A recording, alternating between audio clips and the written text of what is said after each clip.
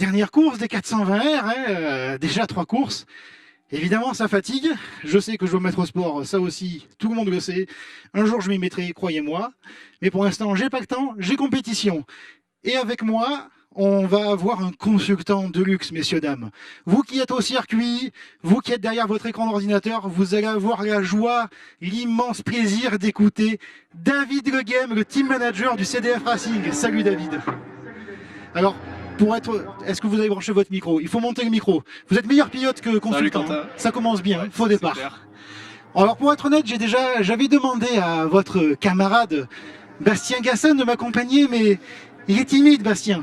Il est timide et il est moins à l'aise que moi au micro, même si je suis pas très à l'aise, mais il va se concentrer sur la gestion des pilotes et sur l'équipe pour aller chercher la victoire. Et oui, on va en profiter que vous êtes là pour vous allez nous expliquer un peu la genèse de cette équipe du CDF Racing qui est avant tout une aventure humaine. Oui, c'est parti avec Saint-Éloi Racing SV Auto, donc Bertrand, qui nous a fait rouler en Caterham pour la première fois. On sortait du karting avec Bastien. Et donc voilà, le papa de Bastien et Bertrand nous ont fait rouler en Caterham. Et c'est de là qu'on a découvert une passion pour cette voiture. Et petit à petit, les choses ont fait que voilà, Bastien a développé un team qui aujourd'hui gagne des courses. Et voilà, on est content d'être là et de pouvoir participer aujourd'hui au championnat Caterham. Et on va surtout noter que vous êtes pour l'instant des team managers avec un petit succès. Ça ne fait que 2 années que l'équipe a été prise en main par vos soins avec Bastien, à temps plein, puisque vous avez, pour être honnête, un petit peu mis entre parenthèses votre carrière de pilote. Vous êtes toujours disponible, évidemment, surtout si des catégories qui cherchent un bronze, évidemment, une classification FIA, une classification bronze, évidemment, vous êtes disponible. Mais c'est surtout que vous avez été 3e d'un championnat de Caterham 420R, derrière la légende Henri Bizet, et surtout Bastien Gassin en 2023. Alors en 2023 on fait 1 et 2 du championnat. Vous faites 1 et 2 du coup. Ah ben voilà. Je savais qu'il fallait que on fait 1 et 2 du championnat dans le team. Et non, depuis qu'on a arrêté de rouler avec Bastien, on s'occupe de l'équipe, plus principalement Bastien, c'est lui le team manager principal. Et avec notamment Antoine là qui performe pas mal depuis le début d'année. Et on va y venir. On va y venir, mais Antoine Pretin qui va partir depuis la pole position. Pour l'instant, il continue son début de saison. Alors c'est pas tout à fait un sans faute, mais il continue son début de saison stratosphérique, Antoine Pretin. Et pour rappel, c'est le seul qui a gagné l'année dernière, ici même, la seule et unique course que Paul Alberto, champion 420R l'an dernier, n'a pas gagné. Et déjà avec votre équipe. C'est ça, on a profité d'une erreur de Paul qui a été pénalisé pour gagner la course avec Antoine. Et, donc bon là, c'est une autre année. Antoine est en forme cette année, donc on pense gagner sans avoir besoin des pénalités des autres. Sans avoir besoin. Non, gardez un petit peu d'humilité quand même, David. Je sais bien que je vous connais, je vous taquine, et j'adore vous taquiner, David, vous le savez. Il va partager la première ligne avec un autre local de l'étape. C'est Romain Argou avec la numéro 1 de l'équipe Palmyre, le champion de France 340R en 2024. Alors que vous avez, pour le public présent et pour vous qui nous suivez sur Internet, déjà on vous remercie encore d'être présent ici et surtout vous voyez les voitures qui s'installent petit à petit. Et à la 3e place, un numéro 46 qui peut vous paraître commun, mon cher David, et à tous ceux qui nous suivaient ici. Mais ce n'est pas Valentino Rossi, c'est Alain Girardot qui est le leader du classement des sexygénaires pour l'instant avec un 3e temps en général devant Gabriel Bain, pilote dont vous vous occupez également. Oui, c'est ça. Très belle qualif de Alain Girardot, franchement une belle 3e place. Et Gabriel 4e, ça me laisse présager une bonne course. Alors on va faire une revue d'effectifs de la grille de départ avec Franck Chaignan derrière Pascal Verlaine pour la 3e ligne. Arthur Merle, belle qualification du pilote du Saint-Éloi Racing avec la 777 qui partira 7e que des 7. Devant Arthur Despierres, le dernier vainqueur en date de cette saison qui a gagné au Mugello il y a 15 jours. Il partira devant Henri Bizet et François Clément Degas, le pilote du team CCF, complète ce top 10. Pas mal de pilotes ont connu des qualifications difficiles à l'image de Maxime Apparition, 11e, Anthony Abissé, 12e, Nicolas Béraud, 13e, Maroc Duo, 14e. On va redescendre un petit peu plus, on a Benoît Farine qui est 19e, on va avoir Jean-Michel Dallois, 22e. Il va y avoir, je pense, un peu de spectacle d'ici les premiers mètres de course et au premier freinage, mon cher David. Ouais, c'est clair, hâte de voir ça. Ouais, vous avez hâte, hein. Nous aussi on a hâte évidemment. Parmi les autres pilotes, on va citer Alexandre Ménian, Sébastien Buatier, Dominique Vullier, Xavier Baudard, Arnaud Mignatelli, Alexis Grenier, Jean-Michel Dallois, François-Xavier Fleury, Brice Marette, Francis Châtelain, Pierre-Emmanuel Dallois, Guillaume Dallois, Alexandre Merle, Alexandre Pinto, Alexandre Leroy, Bertrand Semaille, Pierre-Gilles Gauthier, Jean-Michel Bourrier, Pierre-André Nicolas.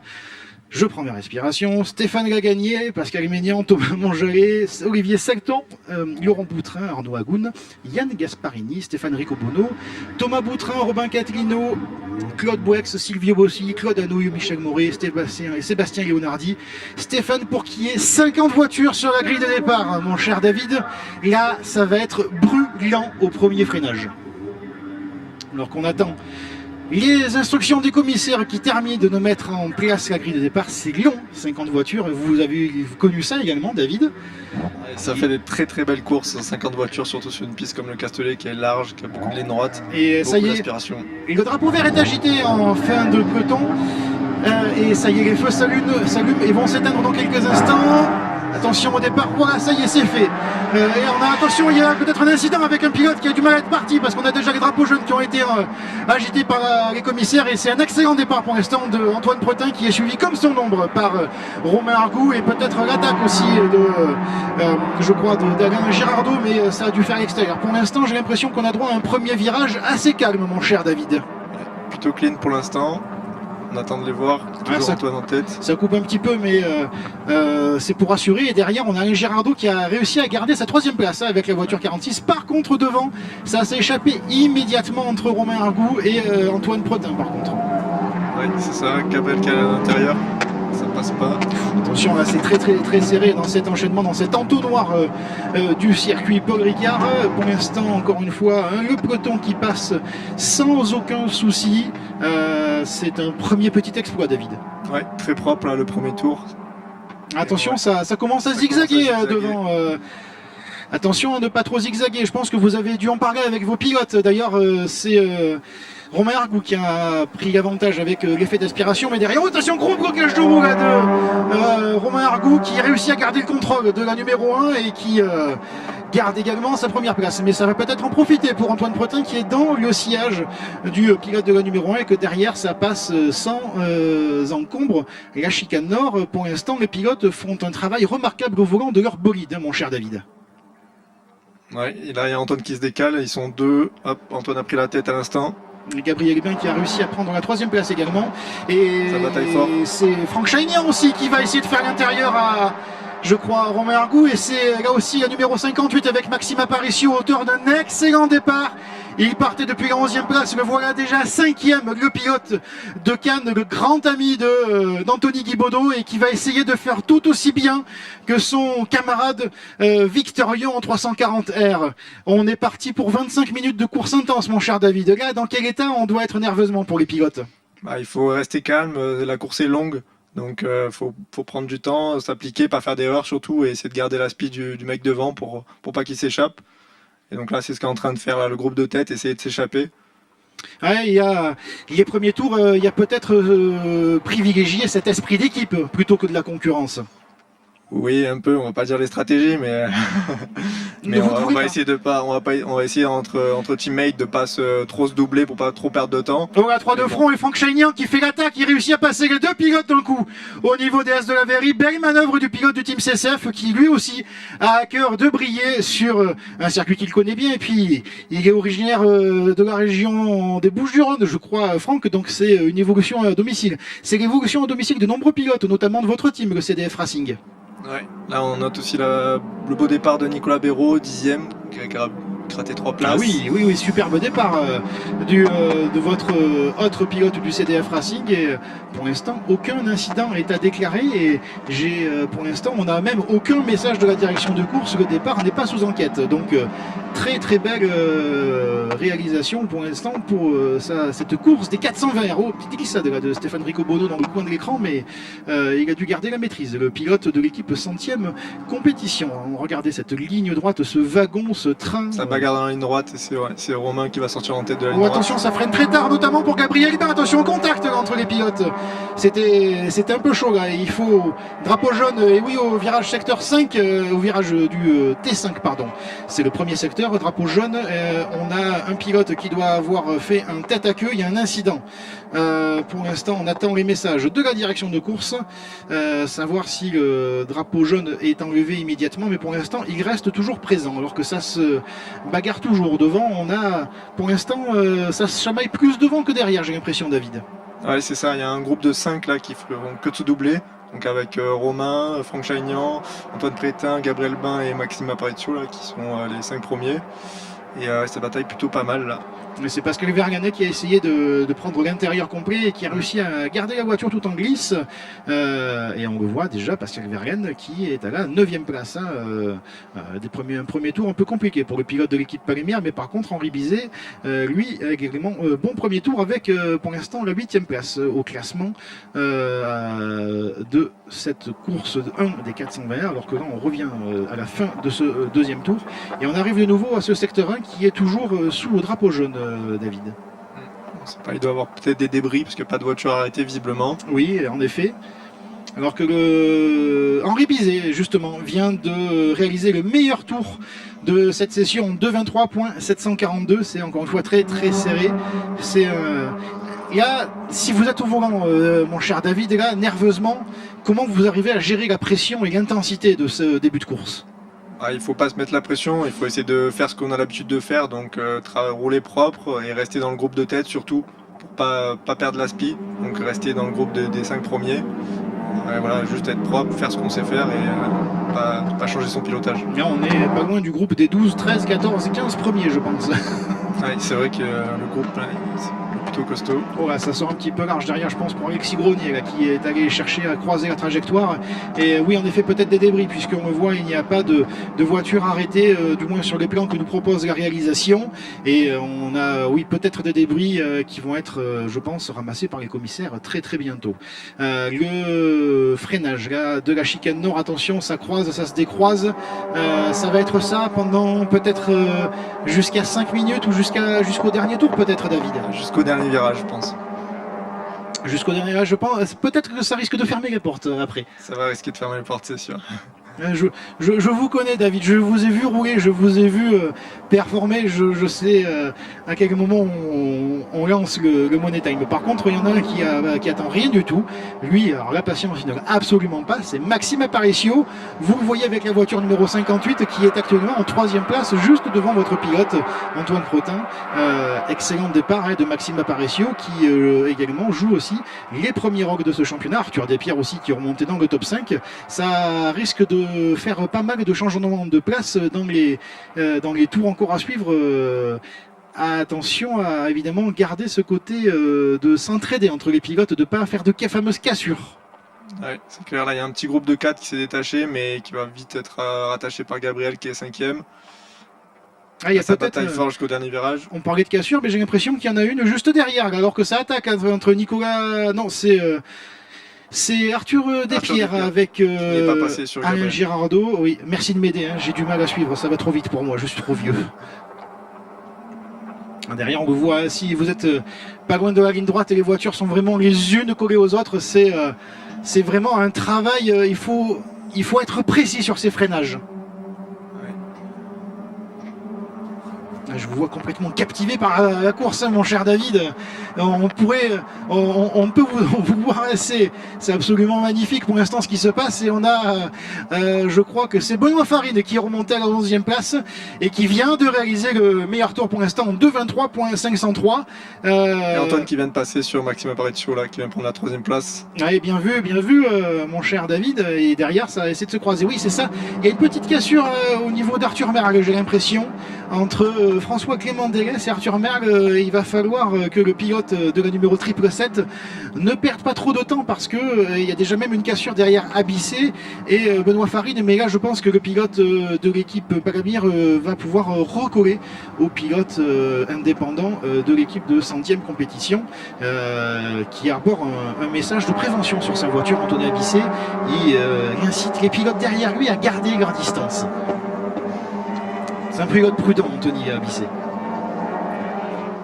Allez, on continue cette remontée vers le mythique virage du Mistral, et vous le voyez toujours ce serpent de Caterham avec toujours cette chaleur qui est présente. Il fait encore une fois très chaud en piste et il va falloir réussir à préserver les pneus, la mécanique, le pilote là, David. Il va falloir aussi manager pas mal d'événements. Ouais, c'est clair. Là, on voit Antoine et Romain à l'extérieur dans le bossé. Ça passe pas. C'est un virage où on peut avoir plusieurs choix de trajectoire sur ce double droit du bossé. Ouais, on peut doubler à l'intérieur, donc il y a plusieurs trajectoires possibles, surtout en course, pour défendre sa place. Là, on voit Antoine qui attaque Romain. Non, ça passe toujours pas. Ah, Ça bataille pas mal, et pendant ce temps, Franck Chagnan continue d'être en tête. Est-ce qu'il n'y a pas ce côté aussi d'intimidation, peut-être se montrer sans attaquer? Allez, je vous vois pester là. Mon cher, vous vivez la course, David, c'est génial. Moi, je me délecte de ce moment-là. Je vous vois pester parce que oui, Antoine Pretin, il s'est fait malheureusement prendre à l'intérieur par le jeune Gabriel Aignan. Après, c'est quelqu'un dont vous vous occupez, donc. Je râlais parce que il s'est fait doubler par Maxime juste avant à cause d'une mauvaise sortie dans le T12. Maxime qui essaye d'attaquer, Maxime Aparicio qui essaye d'attaquer Arthur Despierres. On a toujours ce groupe de 10, 11, 12 pilotes, moi même peut-être plus. François Clément Degas a réussi à recoller justement à ce groupe, et j'ai l'impression qu'il n'y a pas tant d'écart de ça avec même le reste. On a Arnaud Mignatelli avec la numéro 32, on le voit, il y a seulement 5 secondes d'écart entre le leader et Dominique Vullier qui est 15e, David, et les écarts sont très très serrés. Ouais, pour l'instant, pas de groupe de tête qui s'est échappé. C'est vraiment, vraiment très serré. Du coup, c'est difficile de remonter parce que tout le monde a l'aspiration.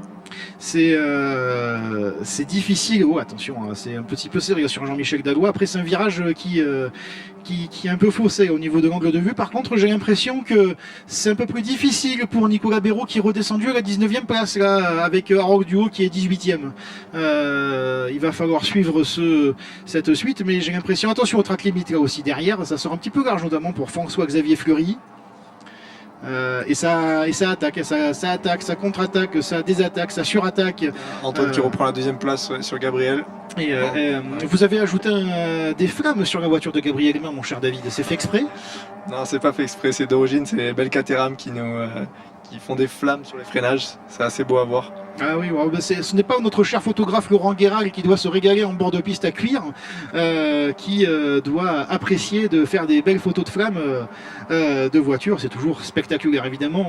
C'est un des symboles de la Caterham, c'est le côté spectaculaire à l'image des camions qui vont clôturer cette journée de spectacle mécanique ici sur le circuit Paul Ricard. Mais je vois mon ami Manu Biston qui acquiesce et qui valide mes propos. Moins de 15 minutes de cette première course des 420R et toujours Franck Chagnan qui résiste pour l'instant face à Romain Argout, Gabriel Bain, Antoine Pretin, Arthur Despierres, Maxime Aparicio, Henri Bizet, Alain Girardot, Anthony Abissé, Benoît Farine pour le top 10 et le classement des sexygénaires avec toujours Alain Girardot qui mène le bac devant Pascal Verlaine et Dominique Vulliez. Je vous vois scruter les classements, là on est un petit peu plus loin dans le classement avec Alexandre Merle et Alexandre Pinto. Il y a Pierre-André Nicolas, il y a également Guillaume Dallois, l'un des frères avec Pierre-Emmanuel et Jean-Michel qui roule. On rejoint un petit peu votre esprit familial à l'image de chez CDF Racing avec pas mal de familles, de frères, de parents, de fils, de filles qui roulent en Caterham. Ouais, c'est toujours beau à voir quand il y a un père et son fils qui roulent en Caterham comme la famille Merle ou des frères. Super comme les frères Dallois, donc c'est sympa, bon esprit familial et en course quand même ils font quand même la guerre, donc c'est assez cool. Ouais, j'ai l'impression qu'il s'est passé quelque chose entre les 4 premiers, il y a une petite cassure là de Franck Chagnan à Antoine Pretin et on a un petit peu Arthur Despierres qui est isolé, alors que derrière on a toujours ce groupe jusqu'à la 15e place avec Dominique Bullier, Arthur Merle, Alexandre Maignan, François Clément Delès. On a Sébastien Poitier aussi qui est revenu dans le match là, avec le numéro 73. Et oui, il se passait quelque chose, il y a une cassure parce que ça zigzag pour Franck Chagnan. Arthur Despierres se retrouve seul et je crois que Anthony Abissé est avec Henri Bizet, ils vont tenter de recoller le groupe de tête. Alors que là, oui, en effet, il s'est passé quelque chose, mon cher David. On est passé d'un groupe de 15 à un groupe de 4. Ouais, c'est la bagarre qui a créé ce groupe. Et là, il y a 4 pilotes qui sont démarqués, mais après, c'est pas fini, hein, ça continue de batailler. Ouais, ça peut encore batailler devant, ça peut permettre justement à Arthur Despires, il est quand même assez tout isolé quand même Arthur. Hein. Ça va être difficile, sauf Gabriel qui prend bagarre. la tête. Gabriel qui prend la tête, Gabriel Bain. Ouais, Gabriel Bain. Ouais.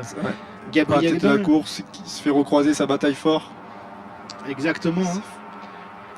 Gabriel Bain qui, avec la numéro 128, n'est pas qu'un excellent pilote de Caterham, c'est aussi un des meilleurs apprentis de France, notamment en 2024, en 2025 pour la carrosserie. Il a notamment participé au World Skills 2025 et a terminé 4e au régional en peinture auto. C'est vraiment un garçon surdoué, que ce soit en carrosserie et avec un volant entre les mains, Gabriel. C'est clair, très peu d'expérience en sport auto et pourtant il arrive à faire de belles performances dans chacune des catégories où il est allé. Donc assez impressionnant. Là il est vraiment collé à Franck Chagnan, donc peut-être assister à un dépassement au bout de ligne droite. Ouais, on les voit tous serrés les uns des autres. Hein. Ce serait pas étonnant d'avoir un premier virage avec les 4 voitures de front qui arriveront là. Il se décale, il va essayer de plonger à l'intérieur. Décrivez-nous l'action, là, vous, le pilote là, justement. Il est décalé sur le frein, il va faire l'intérieur au frein, donc freiner plus tard et hop, prendre la première place. Et hop. C'était facile puisqu'il a déboîté avant le frein. Ah oui, vu comme ça, je peux vous garantir que oui, le sport auto, c'est absolument facile, mon cher David. Hein. Après, il ne faut pas oublier que c'est une voiture qui possède quand même pas mal de puissance et qui, à l'image des autres catégories, n'a pas d'aide au pilotage. Franck qui retourne, ils sont deux de front. C'est Gabriel qui ressort en tête quand même, sa bataille fort. Ouais, attention de ne pas forcer trop fort. Et puis regardez, ben voilà, ça y est, ça en a profité. Arthur Despires qui a réussi à recoller. Et Romain, il me semble qu'il y a Romain Argot qui a pris la 2e place. Ouais, c'est un peu plus difficile pour Anthony Bisset qui s'est fait rattraper par le peloton derrière, alors qu'on a un des pilotes qui double. On a Brice Marette, qui a terminé 3e de la course des Road Sport tout à l'heure, qui participe avec la numéro 43, et j'ai l'impression que ça zigzague là devant au niveau de la chicane nord avec les 5 premiers. Et on a un avertissement pour la numéro 28 des track limits. La numéro 28, c'est la voiture, je vais y arriver. On va y revenir un peu plus tard. Mais Gabriel Bain qui pour l'instant a pris les commandes de cette course des 420R à 10 minutes du drapeau à damier. 5 voitures sont en lice pour la victoire finale, alors qu'on a à la 6e place un Henri Bizet qui est isolé. Mais on l'a vu tout à l'heure, il peut profiter des bagarres pour venir recoller pour la lutte pour la victoire, mon cher David. Alors que derrière, on a carrément un escadron de Caterham qui... Là, il y a plusieurs voitures de front. C'est Gabriel qui reste en tête tout de même. Ouais, ça bagarre quand même, ça lutte, on voit l'effort au volant, hein. Ça tente de garder la trajectoire, ça tente surtout de ne pas perdre le contrôle du véhicule et de venir malheureusement faire un câlin de trop près aux copains à côté et de venir gâcher la course. Pour l'instant, on assiste quand même à une course propre et assez exemplaire en termes de pilotage, vous, le pilote. Ouais, très propre, pas beaucoup de contact, donc bravo pour les pilotes de la 420. Il faut que ça dure encore 8 minutes à tenir. Hein, pour le plateau. Romain qui va se jeter sur Franck Chagnan, qui passe. Antoine aussi à l'intérieur. Ça va être chaud. Ouais, c'est particulier ce virage du pont, ce dernier virage où vous avez une grande partie du public qui est présent ici avec je crois que c'est le burger qui est derrière ici, où vous pouvez assister à un endroit stratégique où il faut évidemment faire une bonne relance, alors que dans le classement on a malheureusement je crois que c'était Jean-Michel Bourrier qui était la victime du drapeau jaune dans la première partie de course, puisqu'on le voit arrêter au bout de 5 tours. Hein. Donc malheureusement pour le pilote Saint-Éloi Racing, il a dû faire un retrait plus tôt que prévu. Et on a de nouveau un drapeau jaune, mon cher David, dans le dernier secteur de course. Alors qu'on a la numéro 60 et la numéro 81 qui rentrent dans la voie des stands, c'est Francis Châtelain, c'est François-Xavier Fleury. Nicolas Béraud rentre dans la voie des stands également aussi. Aïe aïe aïe. Maxime Aparicio, on ne l'a pas vu David, mais Maxime Aparicio est rentré dans la voie des stands. On n'a pas suivi. Et oui, c'est peut-être ça la cassure qu'on a vue tout à l'heure. Maxime Aparicio a dû s'arrêter dans la voie des stands. Ah là là, c'est la mauvaise opération là pour le pilote Palmire. Et il s'est passé quelque chose, je pense, là, pour que les pilotes s'arrêtent. François-Xavier Fleury aussi dans la voie des stands. Mais ça rentre directement au paddock là. C'est la. Il y a eu pas mal de contacts là depuis que j'ai dit que tout se passait bien. Est-ce que, oui, est-ce que justement les esprits ne s'échaufferaient pas à quelques minutes du drapeau à damier, mon cher David? Si, en secteur 1, drapeau jaune, il me semble qu'il y a une voiture arrêtée. On est en train de voir numéro 57. La numéro 57, ce serait Thomas Monjalet qui serait arrêté au niveau, c'est ça, au niveau du T5. Aïe aïe aïe aïe aïe aïe. Écoute, on va voir ce que vont nous dire la direction de course et les commissaires si il y a une intervention de la voiture de sécurité ou un full coursiero, mais pour l'instant, devant, ça n'a pas le temps d'attendre et ça commence à sortir les muscles, notamment pour Antoine Pretin qui passe un petit peu au forceps sur Gabriel Bain, alors qu'on a toujours observateur un petit peu malin, si je peux me permettre, Arthur Depierre, qui pour l'instant prend son temps d'analyser ses adversaires. Ouais, ben là il plonge. Ah ben voilà, il est passé. Oh mais contact là pour Non. Aïe aïe aïe aïe aïe, contact malheureux et c'est Antoine Pretin qui est victime de ce contact, de cette attaque ratée d'Arthur Despierres. Il va y avoir probablement une décision des commissaires de piste, mais là tout est à refaire pour le leader du championnat qui a malheureusement plus l'aile qui est en train de s'envoler et en espérant qu'il puisse terminer la course parce que le contact était quand même assez violent, David. Ouais, c'est clair, il a complètement raté son frein au dernier virage en voulant doubler Gabriel. Il va falloir tout refaire, mais tout peut être encore possible. Encore une fois, la course, il reste 5 minutes et on connaît la grinta du pilote lyonnais et nul doute qu'il ne serait pas surprenant de le voir revenir aux avant-postes. On revoit l'attaque du numéro 144 au virage du pont qui attaque Gabriel Bain et qui malheureusement n'est pas vu par Antoine Pretin qui malheureusement il garde sa trajectoire et puis contact entre les deux pilotes. Et on espère aussi que pour Arthur Despierres, il n'y ait pas de contact à l'avant gauche parce qu'on l'a vu, l'impact était quand même assez fort, hein, David. Assez fort, hein, ça a poussé Antoine en tête à queue, donc j'espère qu'il n'y a pas de dégâts sur la voiture et qu'il va quand même pouvoir finir la course. On a vu les voitures un petit peu décorées quand même. Hein. Ouais, il faut limiter les dégâts, là il est 6ème. Du coup, on a le groupe de tête qui s'est détaché avec Franck Chagnon et Romain Argou. On est passé à 2 pilotes, hein, Franck Chagnon, Romain Argou, ils n'ont rien demandé les 2 pilotes. Et puis merci Arthur, et puis pour... de nouveau, c'est avec toute proportion gardée, hein, mais il profite de cet incident pour s'échapper devant. Et s'ils arrivent à bien s'entendre, eh bien la victoire pourrait se jouer entre ces 2 pilotes-là. Alors que derrière, Gabriel Bain qui reprend l'avantage sur Arthur Despierres et ça frotte encore sur. Il s'est passé quelque chose, on le voit perdre en performance là, Antoine Pretin. Apparemment, il y a un problème sur la voiture, là, on voit qu'il est en perdition. Et il se faisait dépasser notamment par Jean-Michel Dallois qui a réussi à remonter dans le top 10, actuellement 8ème, Benoît Farine aussi, Anthony Abissé qui est dans le top 10 et toujours Alain Girardot qui domine ce classement des sexygénaires devant Dominique Vuillez et Pascal Verlaine. Voilà, 3 minutes 42 courses encore, hein. On va probablement arriver dans les 2 derniers tours, mon cher David, et Arthur Despierres n'en démord pas, il continue d'attaquer, notamment Gabriel Bain. On va voir s'il retente un freinage ici au niveau du virage du Pont-Neuf. Cette fois-ci, il prend le temps de ne pas attaquer de suite. Et on voit, j'ai l'impression d'avoir vu un geste de Gabriel Bain qui dit à Arthur de ne pas le dépasser et de foncer. Il y a de la communication aussi en Caterham. Ouais, il fait signe de ne pas s'attaquer pour aller chercher le groupe de tête, donc pour pas perdre de temps. On le voit, ça se fait de façon intelligente. Hein. Vous l'avez très bien dit, ça s'est écarté pour Gabriel Bain pour que Arthur Despierres garde la trajectoire et petit à petit essaye de recoller. S'ils arrivent à reprendre l'aspiration du duo de tête, on va se retrouver de nouveau avec une bataille à 4 pour la victoire. Oui, il y a 1 seconde 5 à aller chercher, donc il va pas falloir trop se gêner. Par contre, devant ça bataille bien, donc ça c'est bon pour Gabriel et Arthur. Ouais, j'ai l'impression que ça coopère moins facilement, j'ai l'impression, devant. Et ça va peut-être aussi profiter à Henri Bizet qui est isolé 5ème, mais qui malgré tout grappille petit à petit. Alors que derrière, on a Benoît Faride qui essaye de survivre face à une dizaine de Caterham derrière lui. Et là, la pression, il doit la sentir très très fort, Benoît. Ouais, c'est clair, quand on a un groupe de pilotes derrière nous et qu'il n'y a personne devant, c'est assez compliqué. Surtout avec Antoine Pretin bien chaud, je pense. Oh, ça se décale au dernier moment là, pour Jean-Michel Dalloy, attention à ne pas aller au-delà à entrer en contact, parce que on cherche l'aspiration jusqu'au maximum possible, mais parfois on peut aller au-delà de ça, et malheureusement aller au contact. On l'a déjà vu, on l'a vu notamment au Mugello avec Gabriel Herbin, qui a souvent été impliqué peu cher. L'expression du local. Il manque Franck Chaignan. Je vois pas Franck Chaignan. Mais oui, vous faites bien Franck Chaignan, on le voit. Oh, il est passé 5e Franck Chaignan, on le voit en grande difficulté. Est-ce qu'il n'aurait pas un souci? Et ça ouvre un boulevard royal à Romain Argout, premier, et qui pour l'instant leader à 2 tours de l'arrivée.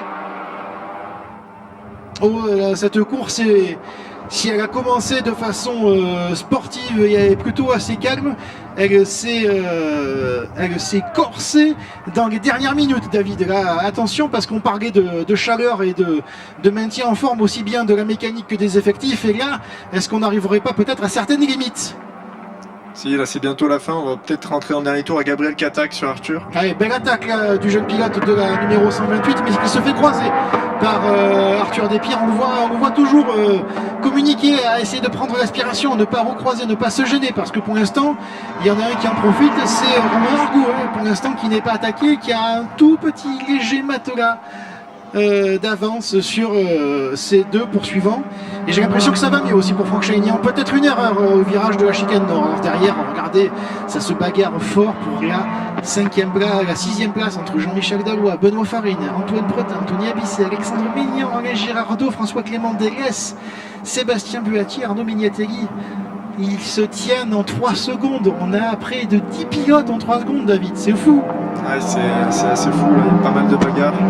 C'est pas fini encore, on a Romain qui a pris un peu de gap. Oui, et là ça arrive là, attention de ne pas aller au contact là entre Jean-Michel Dalloy et Benoît Farine, parce que ça fait plusieurs fois qu'on voit les 2 pilotes côte à côte, notamment dans les parties sinueuses. Ça va chauffer ces derniers instants de course, mon cher David. Ouais, Gabriel et Arthur Despierres qui continuent à se bagarrer, c'est dommage parce que ça les empêche de revenir sur Romain Argout.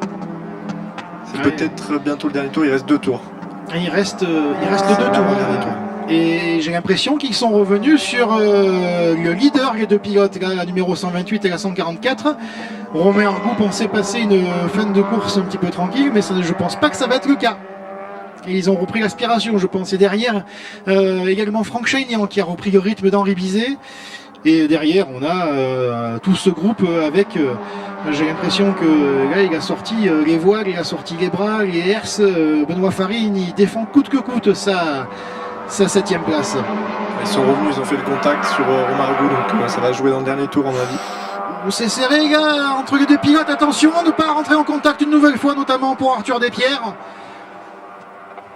C'est toujours un entrant délicat, là, ce double droite du Bossé. Et ça y est, la jonction a été faite là, avec Gabriel Herbin et Arthur Despierres. Il y a quand même un petit peu Il a repris du gap parce que ça bagarre encore. Ouais, il en profite un petit peu et ça fait les faveurs d'un Romain Argout qui se dirige pour l'instant en leader de cette course pour le dernier tour de cette course 1 des 420R, la dernière course de la journée des Caterham avec les 340R et les académies en début d'après-midi. Les Road Sport que vous avez pu suivre tout à l'heure juste avant le départ des 420R, et ça y est, le dernier tour de cette course folle, mon cher David, avec Romain Argout qui est en tête devant Arthur Despierres et Gabriel Herbin, alors qu'on a un drapeau jaune au secteur 15, c'est le dernier virage, là. Il y a dû y avoir un contact là entre peut-être les pilotes. On a vu que c'était serré dans le cœur du peloton, on voit qu'il s'est passé quelque chose, David. Regardez l'écart qu'il y a entre la 5 et 4, il y a 4e place pardon, et derrière il a dû se passer quelque chose. Et on arrive toujours dans la partie sinueuse et c'est refait petit à petit le contact là avec le leader. Là, rien n'est joué pour la victoire, David. Absolument rien n'est joué. La ligne droite, à mon avis, ils peuvent remonter, ils sont un peu loin, mais ils peuvent remonter avec l'aspiration. Et Antoine Bretin qui lutte, qui malheureusement s'est fait taper par Arthur Despierres et qui tente coûte que coûte de sauver de gros points pour le championnat, parce qu'encore une fois, il y a un championnat derrière. Il ne faut surtout pas abandonner pour ceux qui jouent le titre.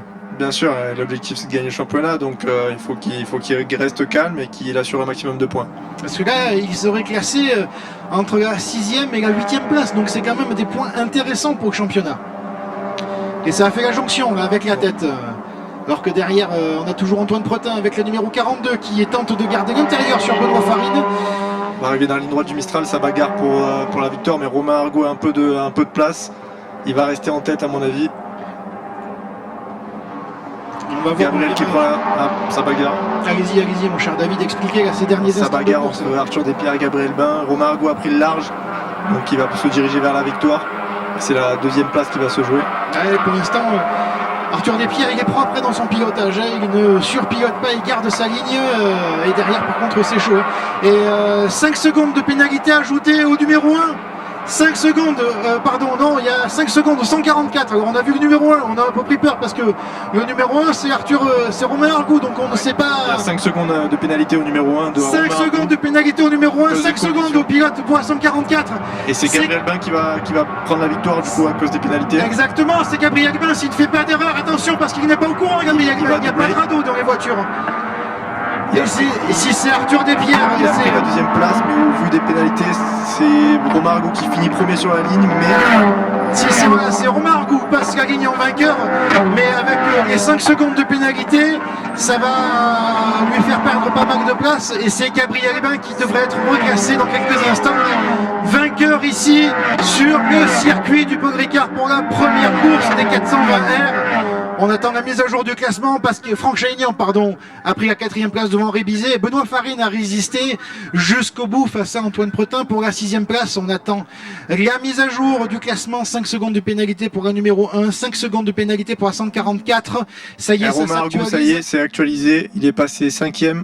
On va attendre pour le pilote AMX Team. Il a perdu, on le voit 5e, il a perdu 4 places, Romain Argaud, donc ça risque d'être la même.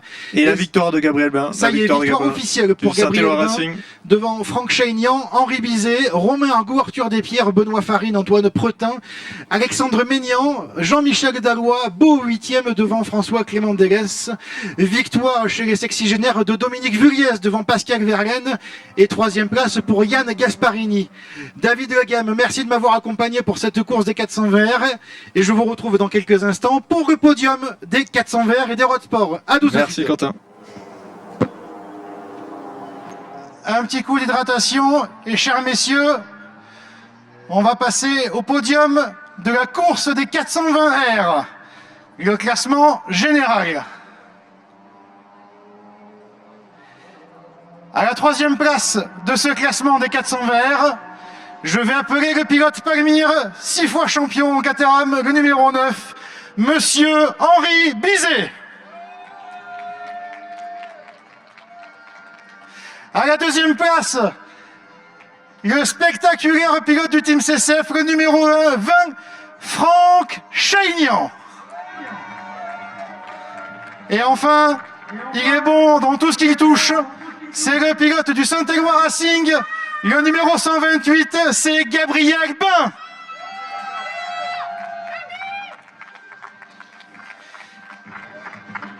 Les casquettes de notre partenaire Yokohama vous sont déjà été apportées. Et on va passer la Marseillaise.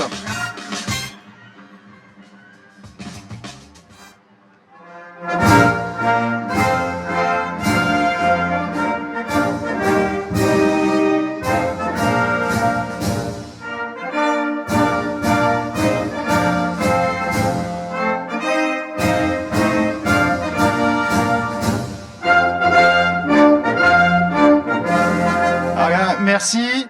Et on va voir le petit Simon qui va apporter de nouveau les trophées avec la 3e place de cette course des 420R pour Henri Bizet, le pilote Palmyre. Bravo Henri. La 2e place dans quelques instants pour le pilote du Team CCF, Franck Chaignan. Toujours trophée remis par Simon. Et enfin, le trophée du vainqueur de cette première course du Grand Prix Cavaillon-Castellet, Caterham 420R, pour le pilote de Saint-Éloi Racing, Gabriel Bain. Messieurs, le trophée pour la photo face à notre photographe Laurent Guéragle, face à vous, avec le plus beau sourire possible. Superbe. Merci messieurs. Et on va continuer avec les 420 avec le podium des sexygénaires derrière. Et je vais appeler à la 3e place le pilote du Saint-Éloi Racing, le numéro 87, Yann Gasparini.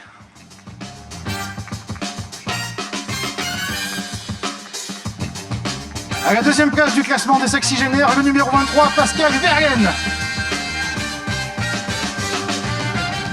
Et enfin, vainqueur de ce classement des sexygénaires, le pilote du Dog Racing, Dominique Liez. Bravo Dominique. Messieurs, la Marseillaise.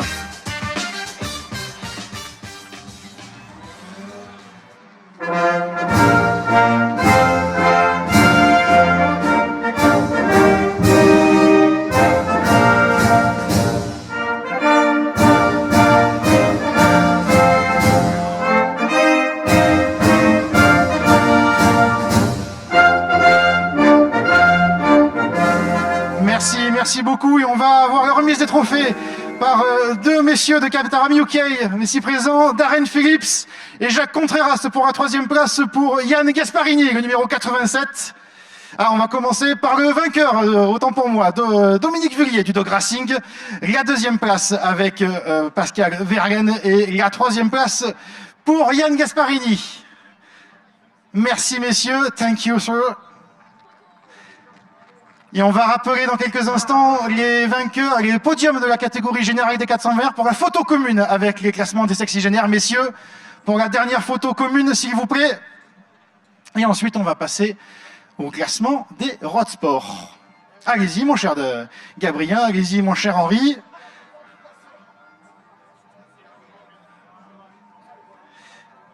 Allez, toujours sportif, ce cher Franck Chaignan qui monte en escaladant les marches d'escalier, la belle photo de groupe.